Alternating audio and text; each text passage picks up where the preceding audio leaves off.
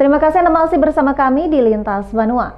Lembaga Swadaya Masyarakat Komite Anti Korupsi (KAKI) Kalsel menyambangi kantor Kejaksaan Tinggi Kalimantan Selatan untuk melaporkan 2 proyek yang diduga bermasalah.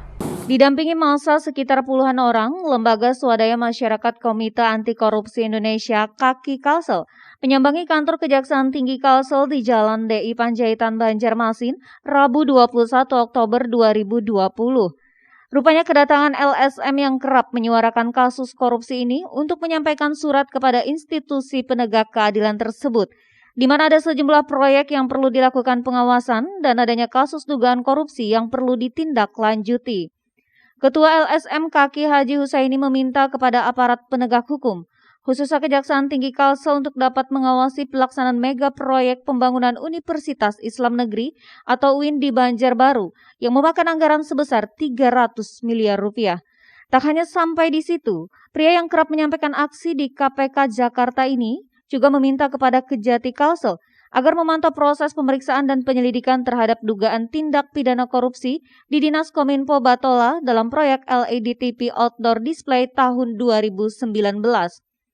Menurut informasi, pihak Kejaksaan Negeri Batola sudah melakukan pemanggilan dan pemeriksaan terhadap pejabat terkait.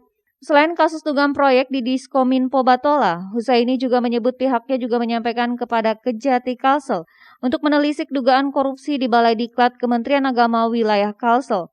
Husaini mengatakan dari informasi yang ia peroleh, adapun dugaan korupsi tersebut terjadi pada program latihan dasar CPNS atau Latsar dan catering tahun 2018-2019.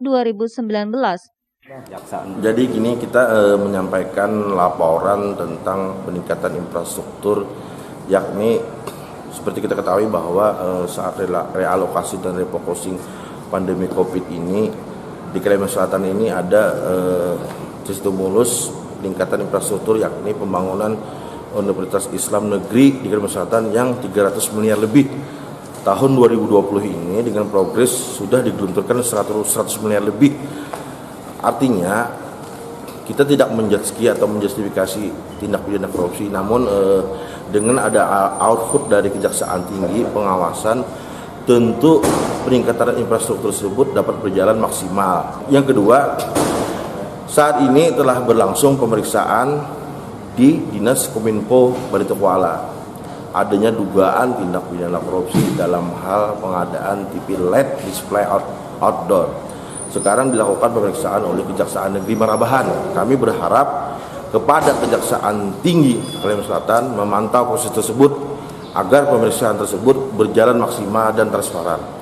Ketiga, kita mengharapkan kepada pihak Kejaksaan Tinggi juga melakukan penyelidikan terhadap dugaan tindak pidana korupsi di Balai Diklat Kementerian Agama Wilayah Kalimantan Selatan. Di sana ada dugaan berdasarkan informasi bahwa dana latsar latihan dasar untuk CPNS dan juga catering yang dianggarkan tahun 2018 dan 2019 diduga menyalahi prosedur dalam pengadaan barang jasa, sehingga patut diduga ada tindak pidana korupsi.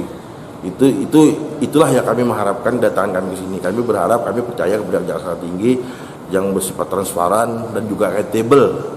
Artinya segala laporan-laporan yang masyarakat dapat dilaksanakan dengan baik. Mungkin itu. Rizalia Pandi, Banjar TV.